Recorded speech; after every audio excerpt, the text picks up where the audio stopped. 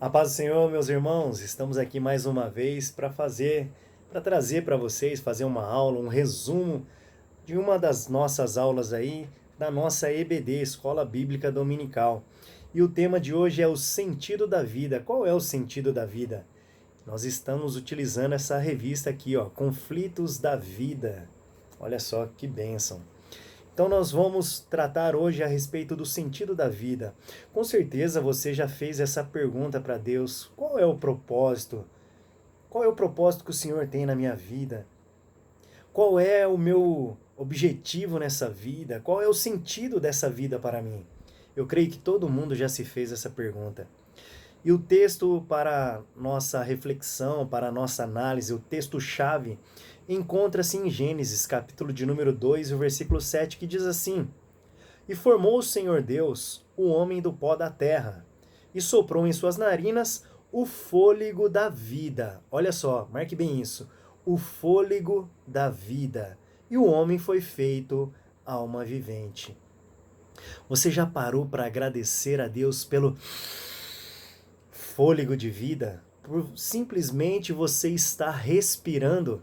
Nem parece que nós passamos por uma pandemia, onde a doença, o Covid, atacava os pulmões, onde pessoas, infelizmente, vieram a óbito e muitas delas sofreram simplesmente por não ter esse ar maravilhoso a qual o Senhor nos proporciona, o fôlego de vida. Você já agradeceu a Deus hoje pelo fôlego de vida? Pois bem.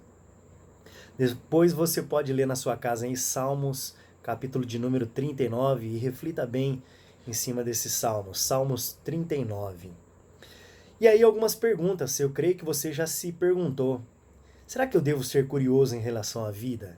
Será que essa dúvida não está tirando a minha confiança em Deus? Será que é falta de fé? Será que eu estou duvidando realmente de Deus? E a resposta é não. Isso mesmo, não.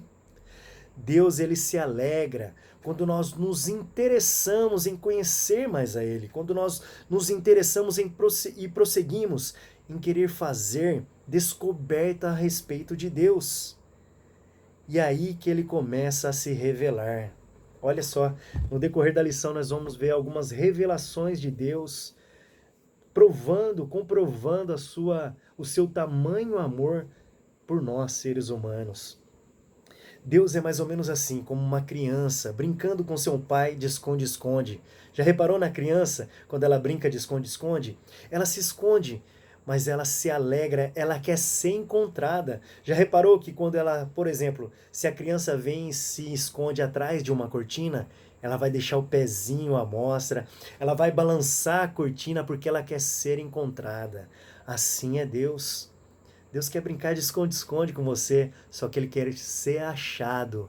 Então Ele está querendo uma atitude nossa, de querer ir em busca dEle, de querer encontrá-lo, de querer conhecer mais a Deus, conhecer a Deus de perto, abraçá-lo. Olha que bênção, que coisa maravilhosa.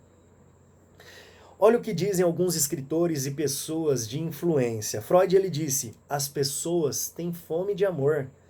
Jung, ele afirmou: as pessoas têm fome de segurança. Quem não quer ter segurança nos dias de hoje, no mundo violento, na verdade, onde há muita falta de segurança?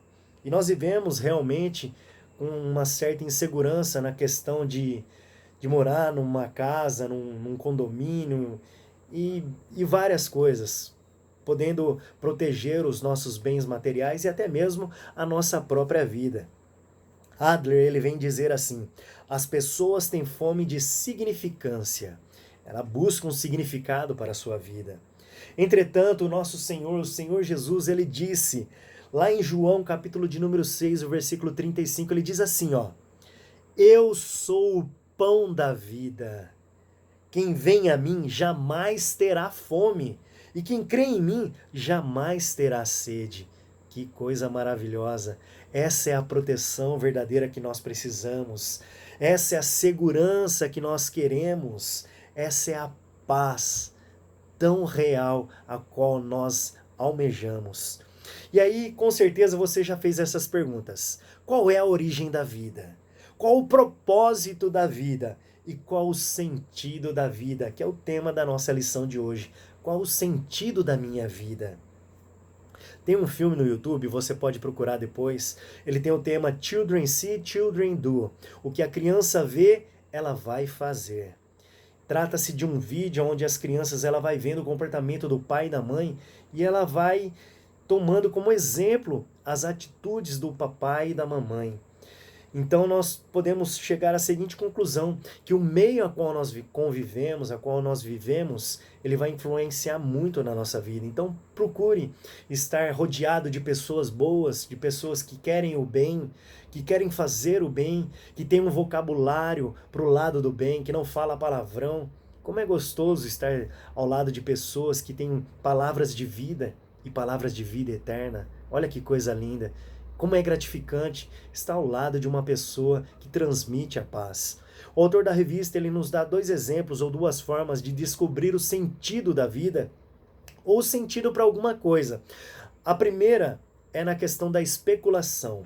Já notou uma criança de 3, 4 anos, tudo ela pergunta, mas para que isso? E por que daquilo? Mas para que serve? Então ela está especulando. É investigar, é correr atrás de informações de forma racional. Isso é especular. Já reparou naquela pessoa que... E geralmente a pessoa que ela especula é uma pessoa inteligente, é uma pessoa interessada. Então uma forma da gente descobrir algo é especulando.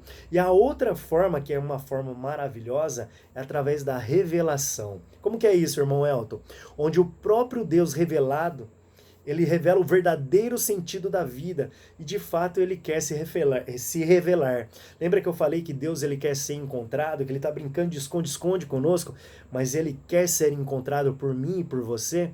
É porque ele quer se revelar, ele quer mostrar coisas ocultas, muitas das vezes, que o ser humano ainda não descobriu. Ele quer revelar para mim e para você. Então essa forma genuína, essa forma maravilhosa de descobrir as coisas através da revelação divina. Rick Warren, ele vem dizer assim: o modo mais fácil de descobrir o propósito de uma invenção é perguntar para o próprio criador, para o próprio inventor. Numa feira de ciências sempre tem lá um aluno apresentando o seu protótipo, o seu trabalho de feira de ciências. E é claro, nada melhor do que ele para responder qual é o sentido daquele trabalho, qual é o sentido daquela experiência, qual é o sentido daquela invenção. Então, se você quer descobrir realmente o verdadeiro sentido da vida, pergunte para o inventor. Olha, que coisa maravilhosa. Salmo 144, verso 4. O homem semelhante à vaidade. Os seus dias são como a sombra que passa. Então nós não somos nada sem a presença de Deus. A palavra vai dizer que nós somos como neblina que dissipa no ar, que some no ar. Oséias 13:3 ele vai dizer: por isso serão como uma nuvem da manhã e como o orvalho da madrugada, que cedo passa, como o folhelo que a tempestade lança à eira e como a fumaça da chaminé. A fumaça da chaminé, por um instante você até vê ela, mas daqui a pouco ela some. E é assim a nossa vida. Então faça por merecer. Você tem um propósito maravilhoso. Nós vamos chegar aqui, mas eu já vou abrir essa chave para você. Você veio nessa terra para ser um administrador de Deus nessa terra. Você é um mordomo de Deus na mansão celestial. Você é um mordomo de Deus nessa terra. Você é um administrador de Deus. Deus colocou algo valioso em suas mãos para simplesmente você zelar e cuidar com muito amor. A origem da vida é Deus. O autor Warren ele vem dizer assim, ó: Deus não é apenas o ponto de partida da nossa vida, ele é a fonte da vida, ele é a própria fonte, é ele que nos dá energia, é ele que nos deu fôlego de vida. Então nós precisamos de Deus para tudo, até mesmo para conhecê-lo. A palavra nos diz que até o desejo de adorar vem dele. Olha, como nós precisamos de Deus, como nós somos totalmente dependente de Deus. E feliz é o homem quando ele começa a raciocinar, acreditar e pensar dessa maneira, que você é dependente de Deus. Não é pelo nosso conhecimento, nem pelo nosso esforço. Não é pelos nossos meios ou razão. Tiago 1,17, ele vem dizer assim, ó: Toda boa dádiva e todo dom perfeito vem do alto, descendo do Pai das luzes, em quem não há mudança nem sombra de variação. Quando eu comecei a namorar minha esposa, ela me deu uma Bíblia e ela escreveu um versículo bíblico ali. E esse versículo sempre ficou na tábua do meu coração. Eu guardei esse versículo. Em Provérbios, capítulo de número 3, e o versículo 5. Ame o Senhor de todo o teu coração e não te estribes no teu próprio entendimento. Ou seja, não confia na sua força. Não confia naquilo que você sabe, pois aquilo que você sabe, os conhecimentos que você tem, os diplomas, a sua formação, é Deus que deu. É por misericórdia de Deus que nós somos alguma coisa, que nós conhecemos, que nós podemos fazer alguma coisa. É pela misericórdia dele. Isso já é reconhecer a dependência total de Deus. O autor da revista ele foi muito feliz num comentário que ele fez. Ele cita em Gênesis, capítulo de número 1, versículo 1, no princípio, Deus. Nós vamos ver que no hebraico, quando eles usam o no, é para nome próprio. Então nós vamos ver que esse princípio aqui, através de alguns estudos, eu só vou resumir aqui rapidinho para vocês, esse princípio aqui é Jesus.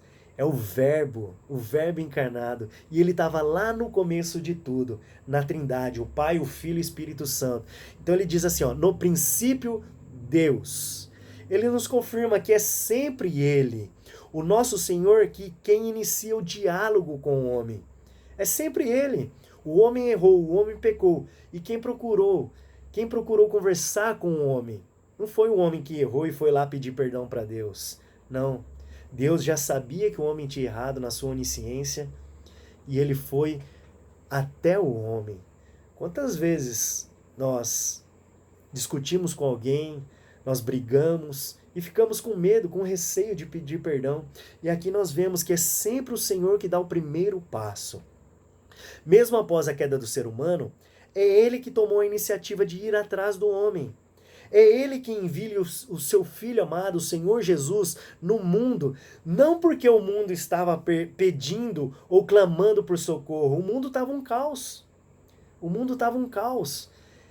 Olha, a nossa natureza ela é pecaminosa. Através dessa passagem aqui, nós vemos que o homem errou e toda a atitude ela tem uma consequência. Então nós temos uma natureza pecaminosa. Como 2000 anos atrás, a nossa natureza ainda continua pecaminosa. Mesmo aqueles salvos em Cristo Jesus ainda pode ter a tendência de cair mais uma vez. Porque a nossa natureza é pecaminosa. Mas todavia o amor de Deus é tão grande e ele sempre dá o primeiro passo para iniciar um diálogo de comunhão conosco. Olha como que Deus é tão maravilhoso. Então o mundo ele estava um caos. O mundo estava perdido. E ele envia o seu Filho Jesus. Não porque aquelas pessoas estavam pedindo socorro. Mas ele envia o seu Filho ao mundo. Não porque o mundo está pedindo ou clamando por isso. Mas porque ele nos ama de uma maneira fora do comum. Ele deu o seu Filho unigênito com um amor tão grande por mim e por você, simplesmente para perdoar os nossos pecados, simplesmente para mais uma vez nos dar uma nova chance. O propósito da vida é a glória de Deus. Esse é um dos propósitos a qual nós fomos criados. É para a glória de Deus. Você foi criado para a glória de Deus. Você vive, você tem o fôlego de vida, é para a glória de Deus. Seja grato. Isaías 43, 7. A todos os que são chamados pelo meu nome e os que criei para a minha glória, eu os formei e também os fiz. Para que ele nos criou? Com certeza você já se perguntou. Para que Deus me criou? Isaías 43, 21. A esse povo que formei para mim, o meu louvor, eles relatarão. Você foi criado para adorar, para louvar a Deus, entoar louvores a Ele. Louvado seja Deus. Romanos 11, 36. Porque dele, por ele e para ele são todas as coisas. Glória, pois, a ele eternamente. Amém. Louvado seja Deus. Como é gostoso estar na presença de Deus. Como é gostoso conhecer esse Deus. E cada vez que nós lemos a sua palavra, cada vez que nós nos envolvemos mais com ele, mais nós somos contagiados por esse amor. O sentido da vida, um dos sentidos da vida é ter paz com Deus. E isso, meu irmão, minha irmã, sabe o que é repousar a cabeça no travesseiro e dormir em paz? Ter uma noite gostosa de sono, descansar tranquilo? Isso estende a confiança a qual você tem com Deus. E para isso você precisa ter comunhão com Ele. Ele quer ser achado, Ele quer ser encontrado. A maior necessidade do homem é ter paz. A maior necessidade do homem é ter paz com Deus. Coríntios 5,19, isto é, Deus estava em Cristo reconciliando consigo o mundo.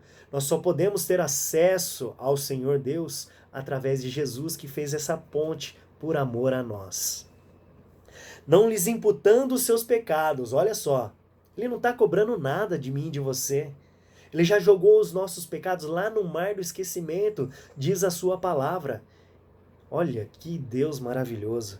E pôs em nós a palavra de reconciliação. Esse Deus te ama, meu irmão, minha irmã. O objetivo foi restabelecer a amizade e o vínculo que havia perdido. Você só terá condições de receber o favor e as bênçãos de Deus quando estiver em paz com Deus.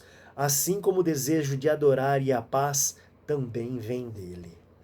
Isaías 26:3. Tu conservarás em paz aquele cuja mente está firme em ti, porque ele confia em ti. Leve os seus pensamentos, quando vier aquele pensamento ruim, aquele pensamento negativo sobre a sua cabeça, Deus te deu autoridade para repreender esses pensamentos e fala, não, eu vou pensar em Deus, eu vou pensar nas coisas do alto, dos céus, porque eu tenho certeza que Ele é fiel e poderoso para tirar-me do fundo do poço. E Ele pode fazer isso, meu irmão, minha irmã, tenha certeza disso. Ele pode fazer isso. Então nós fomos criados também para ser eterno. Antes, por que Deus criou o homem? Albert Einstein, ele vem dizer uma frase espetacular. Ele diz assim, ó, Deus não joga dados. Olha só, Deus não joga dados, mas certamente Deus joga xadrez. Olha que coisa linda. Porque aí Einstein ele está dizendo assim, ó, é uma guerra entre a sorte e a estratégia. Deus não conta com a sorte. Ele faz estratégia. E você é a peça principal do tabuleiro de Deus.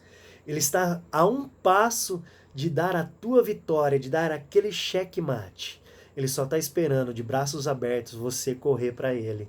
Olha que coisa linda. Sorte versus estratégia. Qual você escolhe? Eu escolho estar na presença de Deus. Significa que a criação dele tem propósito. Vamos destacar 3 propósitos para a gente encerrar? Primeiro, você foi criado para ser eterno. Eclesiastes 3:11. Tudo fez formoso em seu tempo. Também pôs o mundo no coração do homem, sem que este possa descobrir a obra que Deus fez desde o princípio até o fim. Então nós estamos em constante aprendizado. Lembra que eu falei? Nós nunca vamos saber tudo. Mas quando eu começo a me aprofundar nessa palavra de Deus, você vai se contagiando e querendo cada vez mais. Você vai tendo sede e pode ficar tranquilo. Essa fonte não vai secar. Quem deu sabedoria para o homem? Na aula, quando eu dei essa aula presencial, eu falei para a classe assim, quem deu sabedoria para o homem para fazer toneladas voar nos ares? Quantas toneladas pesa um avião? E ele plana nos ares. Quem deu essa sabedoria para o homem? Quem deu a sabedoria para o homem para fazer um navio que pesa toneladas não afundar no mar? Olha, pode até afundar se bater, né? Tendo uma rachadura ali, mas aí é outra história. Mas quem deu essa sabedoria para o homem para fazer ele criar algo que pesa toneladas e pairar sobre as águas? É Deus, simplesmente Deus. Você pode pesquisar e você vai ver que os planetas estão alinhados, cooperando para que haja vida na Terra. Se qualquer dos planetas saírem 50 centímetros do eixo da órbita, não tem mais vida na Terra. Isso mais uma vez prova o amor de Deus por mim e por você. Nosso Deus é conhecido como o Eterno. Ele é o Pai da eternidade. É o príncipe da paz. Que coisa linda, Pai da eternidade. A fé orienta o homem para a eternidade. A morte não é o fim. A morte não é o fim. Isaías 9,6, porque o menino nos nasceu, um filho se nos deu e o principado estava sobre os seus ombros, e se chamará o seu nome, maravilhoso, conselheiro, Deus forte, Pai da eternidade e príncipe da paz. Glórias a Deus. Segundo, você foi criado para ser santo. Jesus Cristo é o nosso padrão. Numa peça, numa linha de produção, sempre lá no começo vai ter uma peça padrão, com todas as medidas a qual deve ser seguida. Então você, se tiver alguma dúvida no meio do processo, você vai lá e confere aquele padrão. Ele vai ter as medidas corretas. Se você tem alguma dúvida, Jesus Cristo é o seu padrão. O que Jesus faria? Consulte o seu padrão e você vai ter a resposta. Então você foi criado para ser santo. E ser santo não implica num linguajar, numa maneira de falar, implica em atitudes. Então, quer consultar? Nós temos o manual, a Bíblia Sagrada, nós podemos dobrar o nosso joelho e ter acesso livre aos céus e conversar com o Pai. Com certeza Ele vai te orientar e colocar qual é a decisão que você deve tomar na sua mente, no seu coração. Levítico 19:2. Sejam santos, porque eu, o Senhor, o Deus de vocês, sou santo. Imite Jesus, imite o padrão. Seja separado do mundo, não fique nas rodas dos escarnecedores. Lá em Salmos de número 1, tem ali a nossa lição. Você pode consultar Salmos de número 1 e você vai ver como você deve se comportar. Não tenha comunhão com o pecado. Como? Tendo comunhão com Deus, buscando se envolver com as coisas de Deus. E você foi criado para ser servo, você foi criado para servir. Gênesis 2,15, tomou o Senhor Deus o homem e o pôs no jardim do Éden, para lavrar e guardar. Ou seja, o trabalho é de Deus. Se você tem um trabalho, agradeça a Deus, levanta a sua cabeça, regaça as mangas e vai trabalhar realmente. Seja grato pelo seu trabalho. Quer ser abençoado? Trabalhe. O trabalho vem de Deus. Pode ter certeza disso e Ele vai te abençoar. Levantei minha mão e aceitei o Senhor Jesus como único e suficiente Salvador. Aquele ato, ele diz assim, Senhor, entra na minha casa. Como aquele louvor, entra na minha vida, faça morada, mexe com as minhas estruturas. Ou seja, você tá dizendo para Deus assim, Senhor, eu estou pronto para te servir. Que seja feita a tua vontade. E a palavra vai dizer que a vontade de Deus é boa, perfeita e agradável. Então eu já disse para vocês, nós somos um mordomo, um administrador de Deus aqui nessa terra. Então nós temos que trabalhar. E trabalhar da melhor maneira possível, dando um bom testemunho. A palavra nos diz que você é uma carta lida. E o que é que as pessoas leem quando eles veem a carta da sua vida? Servir é cumprir um propósito de Deus. Implica em obedecer a Deus e os seus mandamentos. Se tem alguma dúvida, consulte o padrão. Imite a Jesus. Efésios 2:10, porque somos feitura sua, nós somos como Deus, criados em Cristo Jesus para boas obras, as quais Deus preparou para que andássemos nelas. Quando nós temos o gene de Deus, nós fomos criados através dele. Quando ele diz assim, façamos o homem à nossa semelhança. Você é um pequeno Cristo nessa terra. Faça a diferença, seja a luz por onde você andar. Então, conclusão. Só o Criador é capaz de nos revelar o verdadeiro sentido da vida. Sem Deus, a vida não faz sentido. Deus nos criou para a sua glória. Encontrar a paz com Deus é a maior necessidade da vida do homem. O sentido da vida é alcançar a vida eterna. E nós fomos criados para ser santos, como nosso Deus também é. Servir ao próximo é o que dá mais sentido à vida. Eu uso, para encerrar essa aula aqui, a frase do meu sogro, nosso pastor presidente, pastor Machado. Quer ser feliz? Promova a felicidade. Então, que Deus te abençoe e até a próxima. Que Deus te abençoe. Fiquem com Deus.